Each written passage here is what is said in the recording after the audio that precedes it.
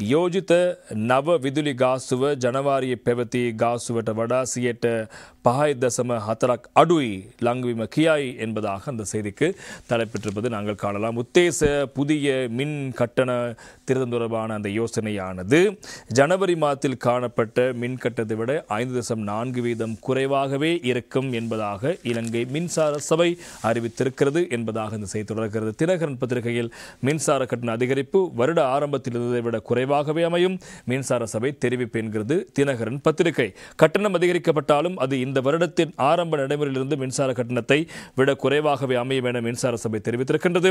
முன்மொழியப்பட்டுள்ள புதிய மின்சார கட்டண திருத்தத்துக்கு அமைய இந்த நடவடிக்கை மேற்கொள்ளப்பட்டிருக்கிறது. 2025 ஆண்டு 2ஆம் அரை ஆண்டுக்கான மின்சார கட்டண திருத்தம் தொடர்பான இந்த அறிக்கை இப்போது முன்வழிவு பொது பயன்பாட்டு ஆணைக்குழுவிடம் மின்சார சபை சமர்ப்பித்திருக்கிறது. பின்னணி அறிக்கை ஒன்றின் மூலம் மின்சார சபை இவ்வாறு குறிப்பிடுகிறது. எனவே இந்த விடயம் தொடர்பாக வருகின்ற போது நாங்கள் ஏற்கனவே இந்த விடயம் தொடர்பாக பேசியிருக்கிறோம். இப்போது மின்சார சபை நட்டத்தில் இயங்குகிறது.